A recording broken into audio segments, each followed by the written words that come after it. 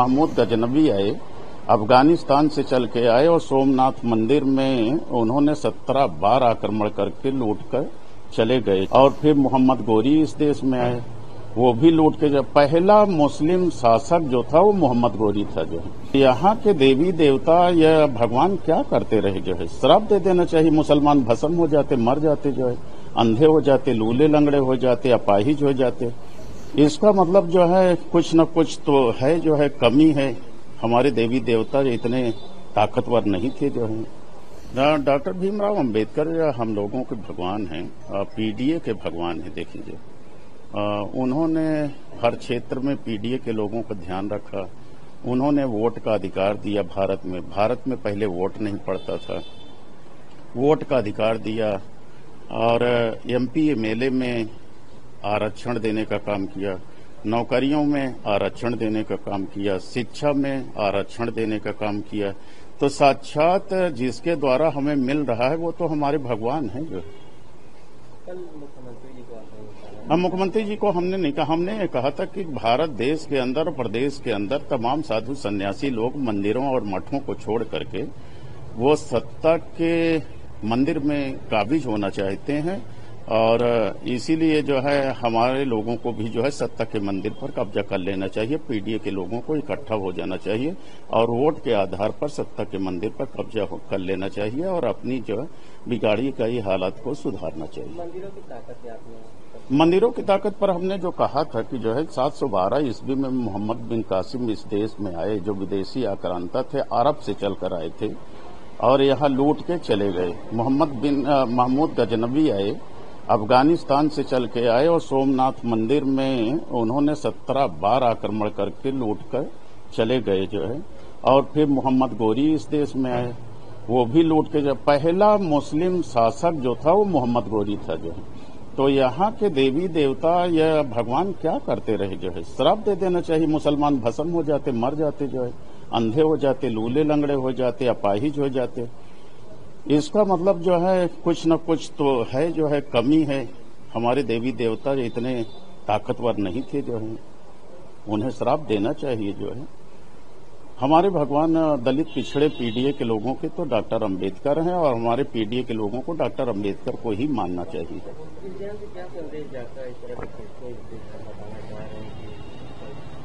हम ये बताना चाहते हैं कि देखिए जो है हमारे लोगों को समझना चाहिए। हमारे लोगों की नौकरियां खत्म हो गई, हमारे लोगों को रोजी रोटी खत्म हो गई, महंगाई आसमान पर है, अन्याय अत्याचार आसमान पर है, कोई सुनने वाला नहीं है। तो भारतीय जनता पार्टी की देश और प्रदेश की जो सरकार है वो पीडीए की सरकार नहीं है। जो वो मुट्ठी भर कुछ ताकतवर लोगों की सरकार है और वो लोग पीडीए पर जो है अन्याय और अत्याचार करते हैं, जिंदा जलाते हैं, हत्याएं करते हैं, बलात्कार करते हैं। और आज यहाँ पर गुंडा राज है, कानून का राज नहीं, अराजकता चरम पर है। तो इसलिए पीडीए के लोगों को इकट्ठा होना चाहिए और सत्ता अपने हाथों में लेनी चाहिए। आप देख रहे हैं न्यूज UNI।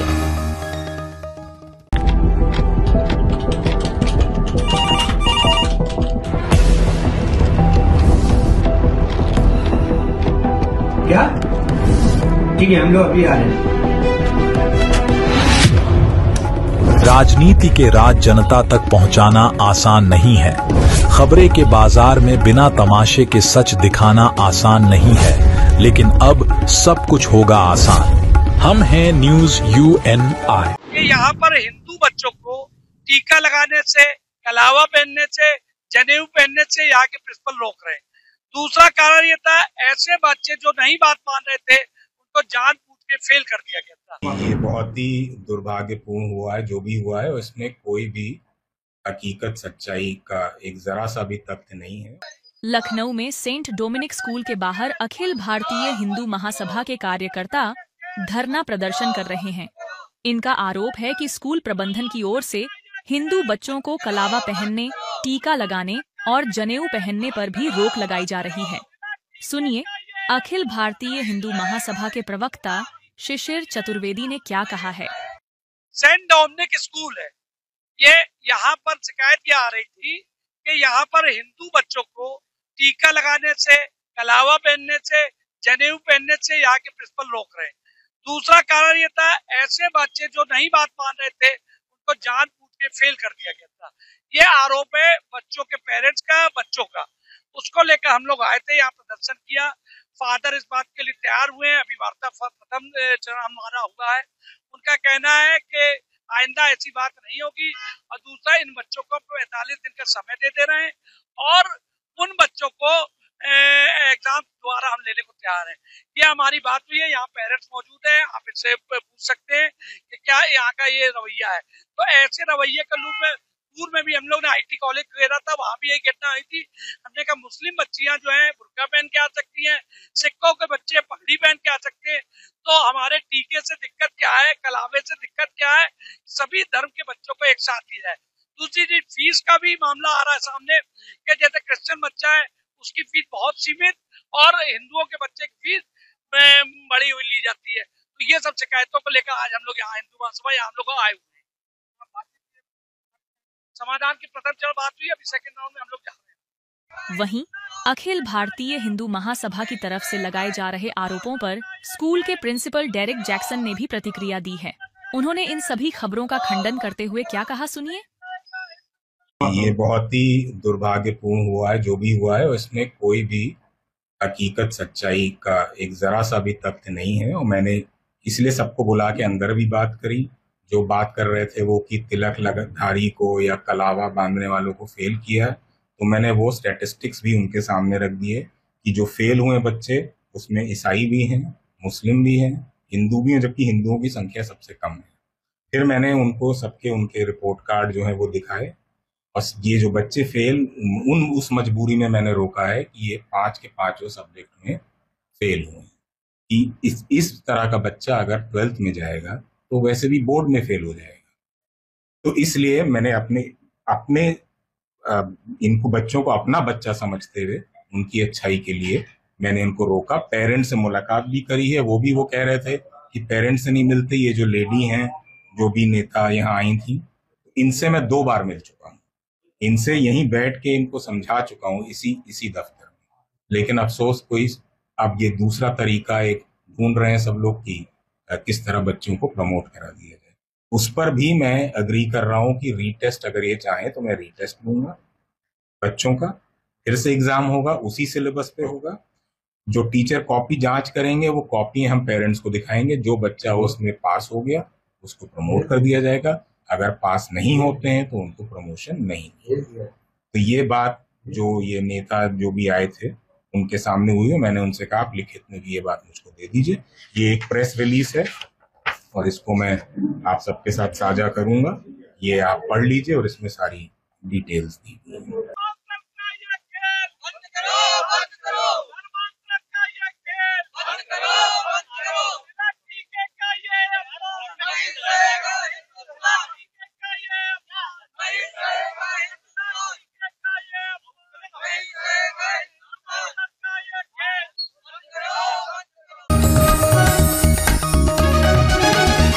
आप देख रहे हैं news UNI। Well-Known Finance is a personal finance platform focused on empowering and serving millennials to take a well-informed decision while buying a financial product like home loan, car loan, business loan, personal loan, SME loans, insurance, etc. For further details, contact us. Mamata Banerjee waste Bengal को बांग्लादेश बनाना चाहती हैं। राहुल गांधी और तेजस्वी यादव मिलके बिहार को बंगाल बनाना चाहते हैं। बंगाल में ममता दीदी के नेतृत्व में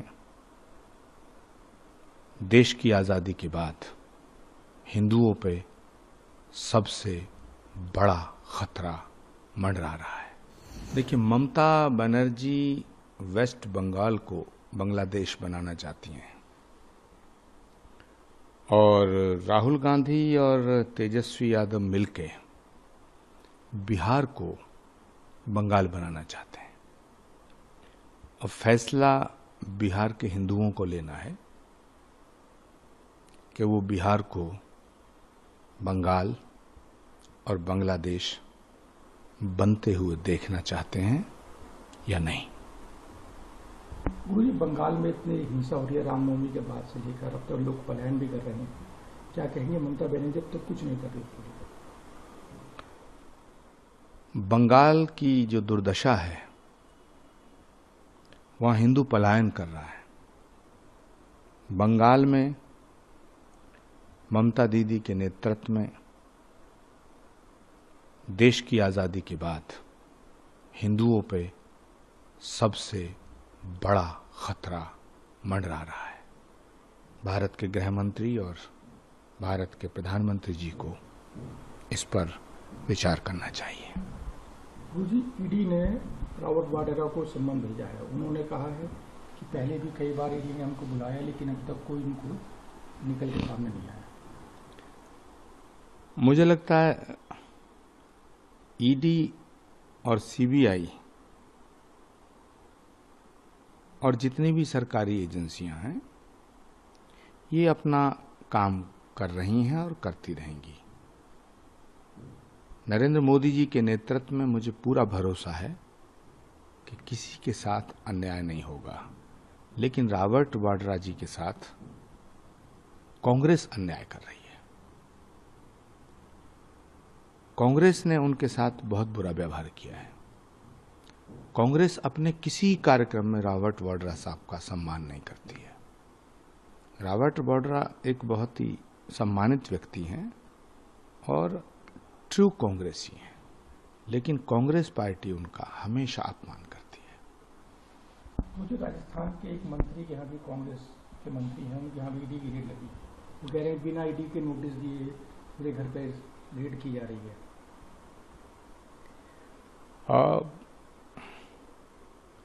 जिन नेताओं के पास बहुत काला धन है उसे ढूंढना ईडी का काम है। दूध का दूध पानी का पानी हो जाएगा। इन्वेस्टिगेशन से काहे को डरना। आप देख रहे हैं news UNI। Wellman Finance is a personal finance platform focused on empowering and serving millennials to take a well-informed decision while buying a financial product like home loan, personal loan, business loan, loan against property, credit card, car loan, SME loan, insurance, etc. Bollywood actor Akshay Kumar की most awaited film Kesari chapter 2 बड़े पर्दे पर धमाल मचाने को तैयार है। ये film 16 अप्रैल को पूरे देश में रिलीज हो रही है। इससे पहले अक्षय कुमार और आर माधवन की इस फिल्म की स्क्रीनिंग दिल्ली के चाणक्यपुरी में की गई, जहां सीएम रेखा गुप्ता सहित कई नेता फिल्म की स्क्रीनिंग देखने पहुंचे। दिल्ली की सीएम रेखा गुप्ता भी इस स्क्रीनिंग का हिस्सा थी। हालांकि उन्होंने केसरी 2 आधी ही देखी, लेकिन ये फिल्म देखने के बाद वो भावुक नजर आई। उन्होंने क्या कुछ कहा, सुनिए। बहुत ही मार्वलस मूवी, थोड़ी देखी है अभी मैंने। I wish to see it again. मैं पूरा देखना चाहूंगी। और मैं अक्सर एक बात कहती हूँ कि अपने देश के लिए, अपनी मातृभूमि के लिए मरने का मौका हमें जीवन में कभी नहीं मिलेगा। एक ही चीज हम कर सकते हैं कि अपने देश के लिए जीना शुरू करें। और इस मूवी ने जिस तरीके से देखते हुए रोंगटे खड़े करती है कि जलियांवाला बाग में उस दिन कैसे खूनी बैसाखी मनाई गई और देश की आजादी के लिए करोड़ों लोगों ने अपनी जान गंवा दी और इतिहास के पन्नों में कहीं गुम हो गए, उनका नाम तक हमें नहीं मालूम। और अब जबकि हम अपने आजाद देश में सांस ले पा रहे हैं, हम सबका फर्ज है कि अपने देश के लिए जीना शुरू करें, देश के लिए कुछ करना शुरू करें। और तन समर्पित, मन समर्पित और यह जीवन समर्पित, चाहती हूँ देश की धरती तुझे कुछ और भी दूं और भी।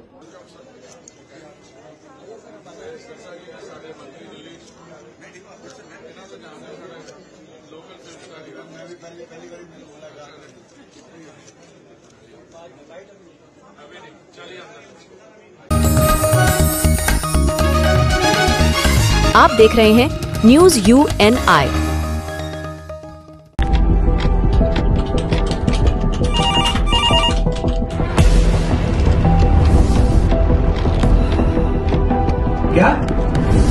ठीक है, हम लोग अभी आ रहे हैं। राजनीति के राज जनता तक पहुंचाना आसान नहीं है। खबरें के बाजार में बिना तमाशे के सच दिखाना आसान नहीं है, लेकिन अब सब कुछ होगा आसान। हम हैं न्यूज UNI। कर्नाटका ने, वेस्ट बंगाल ने, तमिलनाडु ने वक्फ के अगेंस्ट रेजोल्यूशन लाने का डिसाइड किया। तमिलनाडु ने ऑलरेडी लाया। हमारे चीफ मिनिस्टर क्या कर रहे थे? 3 दिन जो असेंबली के हुए वक्फ के अगेंस्ट रेजोल्यूशन ही लाया। ट्यूलिप गार्डन में वो रिजू जी के साथ टहल रहे थे। इनकी ऑलरेडी एक अंडरस्टैंडिंग है बीजेपी के साथ कि हम वक्फ के बारे में यहाँ बात नहीं करेंगे, इसके अगेंस्ट कोई रेजोल्यूशन नहीं लाएंगे। तो फारूक साहब शुड टेल अस कि उनकी पार्टी ने वक्फ जो बिल आया है उसके अगेंस्ट रेजोल्यूशन क्यों नहीं लाया असेंबली में। आप मुसलमानों के बारे में बात नहीं करना चाहते। 370 तो आप नॉर्मलाइज कर ही रहे हैं। अब 370 के बाद जो इंडिया में बाकी मुस्लिम्स के साथ गलत चीजें हो रही हैं, जैसे वक्फ है, we know it's anti Muslim, Muslims को डिसएम्पावर करने के लिए बिल लाया गया है। एनसी सबसे बड़ा प्रोपेगेंडा वही कर रही है। मैं आपको बताना चाहती हूँ, उससे पहले जो औकाफ की सारी प्रॉपर्टीज वगैरह ऑक्शन थी वो एनसी जो अपने खास लोग हैं उनको देते थे। एंड ये बिल्कुल प्रोपेगेंडा कर रहे हैं। जो वक्फ का कह रहे हैं वो अमेंडमेंट बहुत पहले हो चुका था, वो मुफ्ती साहब ने नहीं किया था। एंड फारूक साहब आज की डेट का बताएं। आज की डेट में उनके जो बेटे हैं वो चीफ मिनिस्टर हैं, उनके 50 MLA हैं। कर्नाटका ने, वेस्ट बंगाल ने, तमिलनाडु ने वक्फ के अगेंस्ट रेजोल्यूशन लाने का डिसाइड किया। तमिलनाडु ने ऑलरेडी लाया। हमारे चीफ मिनिस्टर क्या कर रहे थे? 3 दिन जो असेंबली के हुए वक्फ के अगेंस्ट रेजोल्यूशन ही लाया। ट्यूलिप गार्डन में वो रिजू जी के साथ टहल रहे थे। तो ये क्या इनकी ऑलरेडी एक अंडरस्टैंडिंग है बीजेपी के साथ कि हम वक्फ के बारे में यहाँ बात नहीं करेंगे, इसके अगेंस्ट कोई रेजोल्यूशन नहीं लाएंगे। तो फारूक साहब शुड टेल अस कि उनकी पार्टी ने वक्फ जो बिल आया है उसके अगेंस्ट रेजोल्यूशन क्यों नहीं लाया असेंबली में। Despite the fact that Jammu and Kashmir is the only Muslim majority state in India, it is not just Muslims in Jammu and Kashmir who are looking up to us, it is also Muslims in the rest of the country, and this government, the National Conference, has terribly let them down. Because आप मुसलमानों के बारे में बात नहीं करना चाहते। 370 तो आप नॉर्मलाइज कर ही रहे हैं। अब 370 के बाद जो इंडिया में बाकी मुस्लिम्स के साथ गलत चीजें हो रही हैं, जैसे वक्फ है, we know it's anti Muslim, Muslims को डिसएम्पावर करने के लिए बिल लाया गया है। एनसी उसके बारे में भी नहीं बात करना चाहती। क्यों नहीं बात करना चाहती? क्योंकि आपको इक्तिदार से मोहब्बत है, आपको अपनी कुर्सी चाहिए। तो फारूक साहब शुड ऑल्सो टेल अस कि जब वो चीफ मिनिस्टर थे औकाफ में क्या क्या होता था, सबको पता है। शॉप्स किसको ऑक्शन की जाती थी, औकाफ में कितना करप्शन था। मुफ्ती साहब की वजह से 3 साल वो चीफ मिनिस्टर रहे और उसी वजह से, उनकी वजह से औकाफ में एक ट्रांसपेरेंसी आई, अकाउंटेबिलिटी आई, जो एनसी के टाइम बिल्कुल नहीं होती। आप देख रहे हैं news UNI। Well-Known Finance is a personal finance platform focused on empowering and serving millennials to take a well-informed decision while buying a financial product like home loan, car loan, business loan, personal loan, SME loans, insurance, etc. For further details, contact us. For the first time, let the media watch the film and let them request it. Because it's a good portrayal of history, the way it is supposed to be. अंग्रेजों ने एक film बनाई थी हमारे बारे में, गांधी। अब हमने ये फिल्म बनाई है, देख लीजिएगा। बॉलीवुड स्टार अक्षय कुमार और R माधवन आज दिल्ली में अपनी अपकमिंग फिल्म केसरी चैप्टर 2 की विशेष प्री स्क्रीनिंग में नजर आए। बता दें कि चाणक्यपुरी के PVR सिनेमा में आयोजित इस कार्यक्रम में केंद्रीय मंत्री हरदीप सिंह पुरी, दिल्ली की CM रेखा गुप्ता, भाजपा नेता अनुराग ठाकुर समेत कई जाने माने अतिथि शामिल हुए। ये फिल्म अपने ऐतिहासिक संदर्भ और दमदार कहानी के कारण काफी चर्चा में बनी हुई है। वहीं फिल्म देखने के बाद केंद्रीय मंत्री हरदीप सिंह पुरी ने इसकी जमकर तारीफ की है और फिल्म को टैक्स फ्री करने पर बात की है। प्रीमियर के बाद अक्षय कुमार और R माधवन ने क्या कहा? There are a number of asks here. Do you want to ask the government to make it tax free, to make it lower the censor board? I think the quality of the message, the talent and brilliance of the movie should propel in that direction. I would say also that for the first time, let the media watch the film and let them request it. Do you also think the Britishers should say sorry, because that's the tagline? Oh, you know, but I'm sorry. The granddaughter has actually, I'm not treading into Jaishankar ji's territory. The granddaughter has actually said they were looters. So the mindset in some respects remains exactly what it was then. And I think this movie, which I think is a very beautiful, powerful movie on a genocide, will help correct that mindset. So thank you all very much. and I think you all have a very important role to play, and I mean it seriously. There are brilliant one-liners also, but it's not those one-liners. It's the power of the beauty of the acting, beauty of the production, and the power of the message. Because it's a good portrayal of history, the way it is supposed to be. अंग्रेजों ने एक film बनाई थी हमारे बारे में, गांधी. अब हमने ये फिल्म बनाई है, देख लीजिएगा.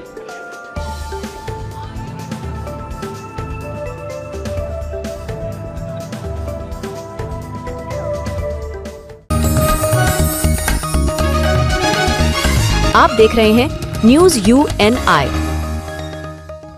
Wellman Finance is a personal finance platform focused on empowering and serving millennials to take a well-informed decision while buying a financial product like home loan, personal loan, business loan, loan against property, credit card, car loan, SME loan, insurance, etc. बिना डंडे के मानेंगे नहीं। आप देख रहे होंगे बंगाल जल रहा है, वहां की मुख्यमंत्री चुप है, दंगाइयों को शांति दूत कहती है। अरे लातों के भूत बातों से कहां मानने वाले हैं?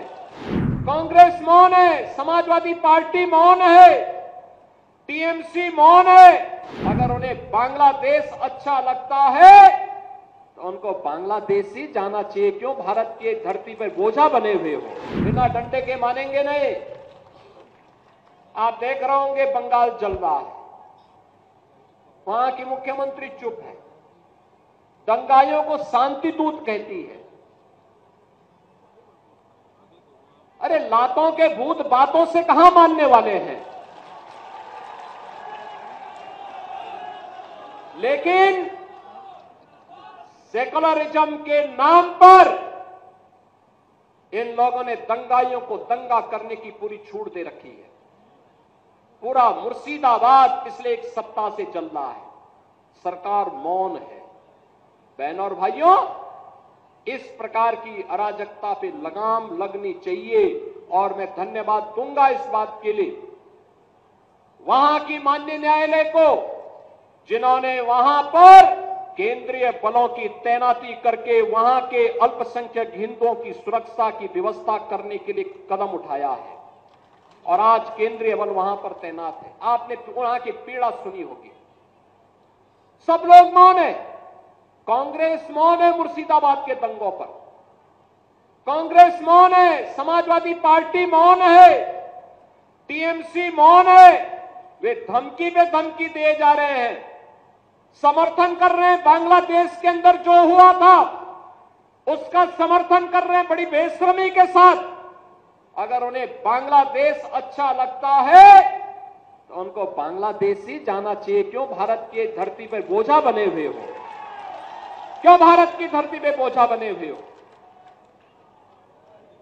हम आभारी हैं प्रधानमंत्री मोदी जी के और गृह मंत्री अमित शाह जी के, जिन्होंने वक्फ संशोधन अधिनियम को पारित करके गरीबों की जमीनों पर और सार्वजनिक जमीनों पर पड़ने वाली डकैती पर लगाम लगाने का काम इस अधिनियम संशोधन अधिनियम के माध्यम से पारित किया है। अब ये जमीन जो वापस आएगी, बहनों और भाइयों, इसमें हॉस्पिटल बनेंगे, इनमें गरीबों के लिए मकान बनेंगे, हाई राइज बिल्डिंग बनेगी, यहां पर स्कूल बनेंगे, विश्वविद्यालय बनेंगे, निवेश के लिए लैंड बैंक बनेगा। लेकिन किसी को जमीन पर कब्जा करके गुंडागिर्दी करने की छूट अब नहीं मिलेगी, इसलिए लोग परेशान हैं। क्योंकि जमीन के नाम पर जो लूट थी वह रुकने वाली है और उसलिए इन लोगों को परेशानी है। परेशानी इस बात को लेकर के कि अब गुर्गे खाली हो जाएंगे, तो पहले जो जनता को लूटते थे इनको अब भय है कि इनके द्वारा पाले गए गुर्गे कहीं भस्मासुर हुए तो कहीं अब इन्हीं को न लूटने लग जाएं।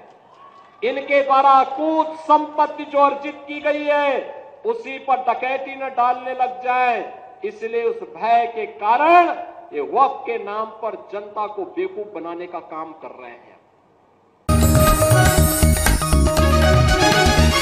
आप देख रहे हैं न्यूज UNI।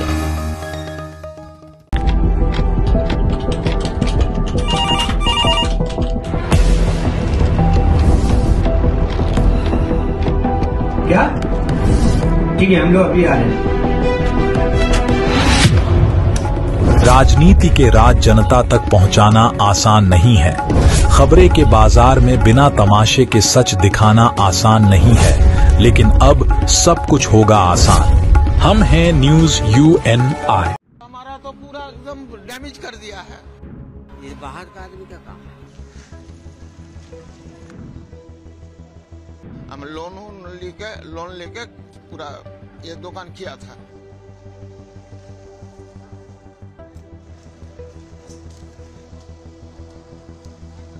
हमारा जो बाल बच्चा है वो मर जाएगा सर। देखा जाए तो वो दुकान को इसे सब आग लगा दिया। आंखों में आंसू, जुबान पर पीड़ा और प्रशासन से उम्मीद। ये हाल है पश्चिम बंगाल के मुर्शिदाबाद का। वक्फ कानून की आड़ में पश्चिम बंगाल जल रहा है, जिसका शिकार हो रही है मासूम जनता, जिनका बस इतना गुनाह है कि हिंसा जहां हुई वो वहां रहते हैं। वे आंखों में आंसू लिए अपनी पीड़ा जाहिर कर रहे हैं और दर्द से भरी उनकी आवाज चीख चीख कर प्रशासन से मदद मांग रही है। हिंसा के बाद क्षेत्र में सुरक्षा बल तैनात है और चप्पे चप्पे पर नजर बनाए हुए है, लेकिन इस हिंसा ने स्थानीय लोगों को झकझोर कर रख दिया है, जिसका दर्द उनकी आवाज में महसूस किया जा सकता है।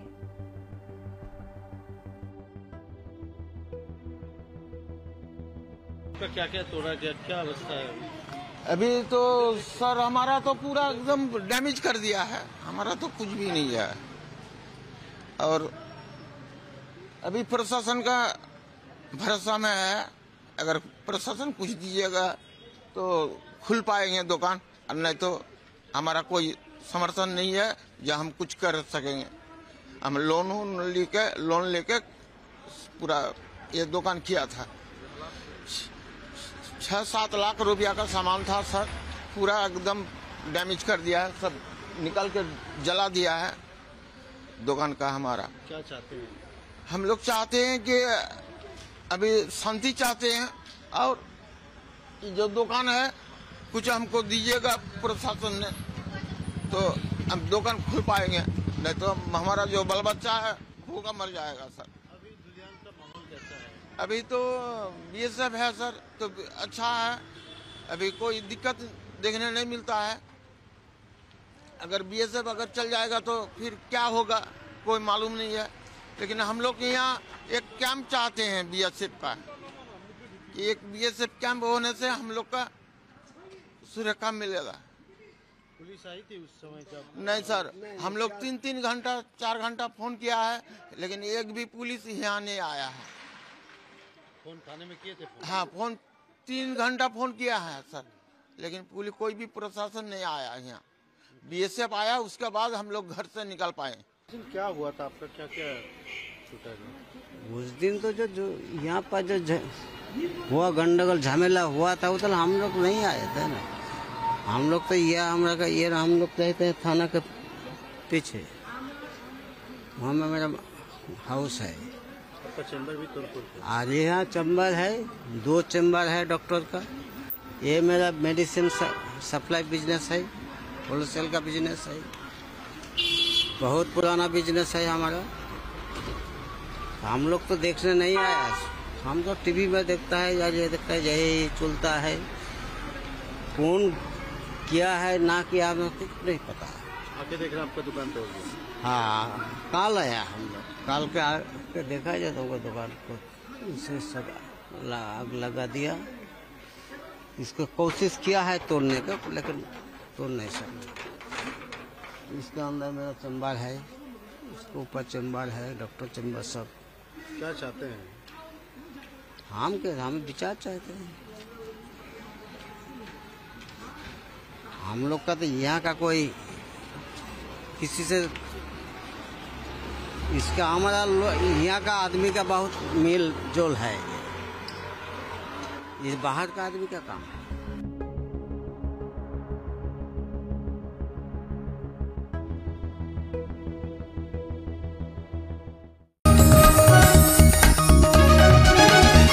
आप देख रहे हैं न्यूज UNI।